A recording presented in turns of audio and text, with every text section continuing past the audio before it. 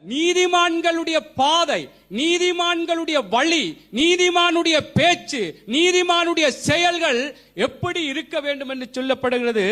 நீதிமானுடைய பாதை நடுப்பகல் வரைக்கும் அதிகமாய் பிரகாசிக்கிற ஒரு சூரிய பிரகாசத்தை போல இருக்க வேண்டுமா?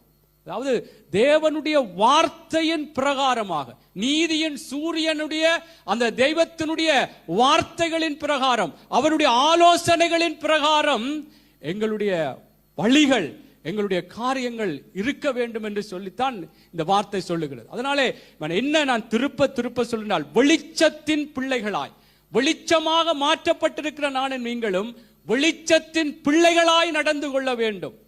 ஆமென். ஏன் வெளிச்சம்? எங்களுக்கு உத்தரவாதம் இருக்கிறது. இந்த உலகத்திற்கு வெளிச்சமாய் இருக்கிறீர்கள் என்று சொன்னால் அதற்கு பொறுப்பானவர்கள் நாங்கள். பிள்ளையை வளர்க்க வேண்டும், பிள்ளையை எங்களுக்கு ஒரு குடும்பம் தந்து, அதுக்கு ஒரு உத்தரவாதம். நாங்கள் எப்படியாக அதற்கு வேலை செய்து அவர்களை பராமரிக்க வேண்டும், அதை கவனித்துக் கொள்ள வேண்டும் என்று போல நாங்கள் இந்த உலகத்திற்கு வெளிச்சமாய் இருக்கிறோமாம்.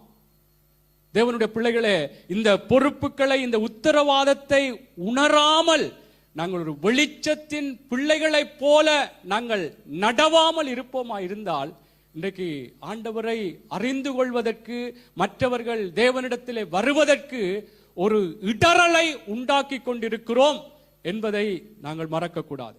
ஆமென்.